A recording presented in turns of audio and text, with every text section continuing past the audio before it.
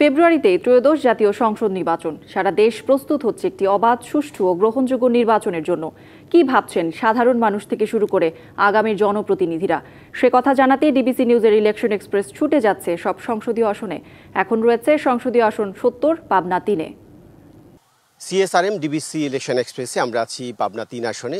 এটি সংসদীয় আসন ৭০। এটি চাটমোহর, ভাঙ্গুড়া এবং ফরিদপুর এই ৩টি উপজেলা নিয়ে আসনটি। আমার সাথে যুক্ত আছেন উপদেষ্টা জাতীয়তাবাদী সাংস্কৃতিক দল হাসানুল ইসলাম রাজা। তো রাজা, আপনাকে স্বাগত জানাচ্ছি আপনাদের সিএসআরএম ডিবিসি ইলেকশন এক্সপ্রেস আমাদের।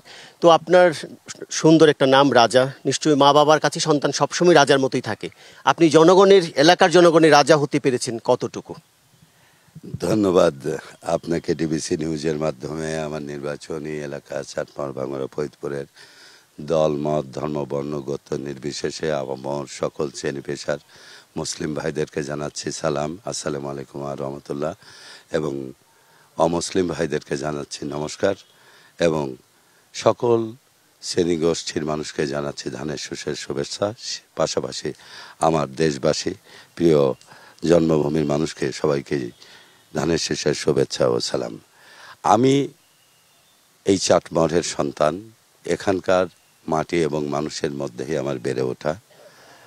আমি আমার জীবনের এই ৫৫ বছরের ইতিহাসে আমি পা ফাটা কৃষিজীবী মানুষ, শ্রমজীবী মানুষ, মেহনতি মানুষ, সমাজের অবহেলিত, সমাজের নিষ্পেষিত বা সমাজের এই মানুষগুলোর সঙ্গে আমার বেড়ে ওঠা বসা। তো আমি আমার এলাকার পাবনা ৩ এলাকার মাটি এবং মানুষের তাদের অনুভূতি বুঝি।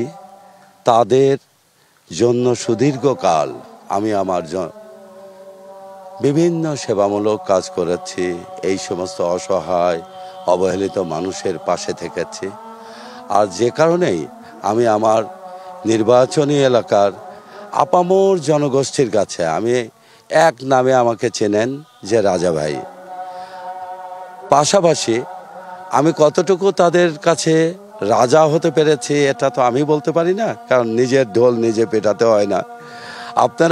আমি এতটুকু বুঝি, এই মুহূর্তে আমার নির্বাচনী এলাকার মনে হয় শতকরা আমি যদি বলি ৮০% জনসমর্থনই আমার পক্ষে অবস্থান গ্রহণ করছেন। তো এ কথাটা কিন্তু আমি আমার প্রেডিকশনের কথা বলছি। আপনি টি স্টলে যাবেন, ১০ জন মানুষকে জিজ্ঞেস করবেন, সেখানে ৮ জন মানুষ আমার পক্ষে কথা বলবে। হাটে বাজারে ভ্যান চালক, রিক্সা চালক, শ্রমিক, মেহনতি মানুষকে জিজ্ঞেস করবেন, তারা আমার কথা বলবে। তো সঙ্গত কারণেই আমি এক্ষেত্রে ধরে নেব আমি সম্ভবত হয়তোবা তাদের মনের রাজা হতে পেরেছি। যতটুকু জানি আপনি এলাকার জনগণের কাজ করার জন্য অনেকগুলো দিক নির্দেশনা বা কর্মপরিকল্পনা ঠিক করেছেন। সংক্ষেপে একটু জানতে চাই আপনার।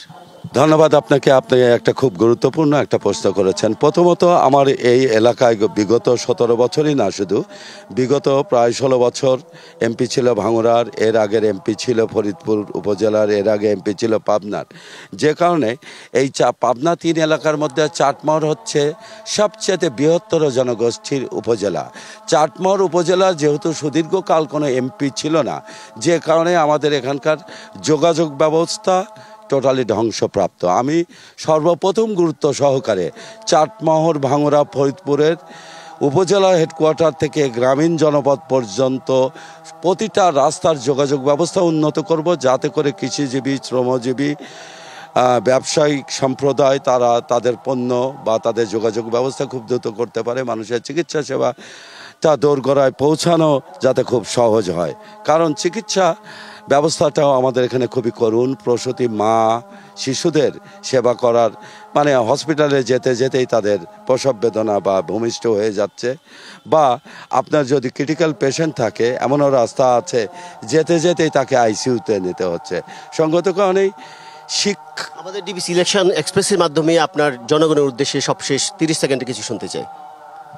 আমি চাটমোহর, ভাঙ্গুড়া, ফরিদপুরের অবহেলিত, শোষিত, নিপীড়িত এবং অবহেলিত এই জনগোষ্ঠীর জন্য আপনাদের সেবা করতে চাই, আপনাদের জন্য কাজ করতে চাই, আপনাদের সামাজিক নিরাপত্তা সুনিশ্চিত করতে চাই এবং আপনাদের ভবিষ্যৎ প্রজন্মের নিরাপত্তা, উন্নতি, অগ্রগতি সুনিশ্চিত করতে চাই। আপনাকে অনেক ধন্যবাদ আমাদের সাথে সংযুক্ত হওয়ার জন্য। শুনছিলেন এখানকার যে সম্ভাব্য প্রার্থী, মনোনীত প্রার্থী, উনি কিভাবে কর্মপরিকল্পনা ঠিক করে কাজ করছেন, জনগণের কাছে যাবেন সেই কথা।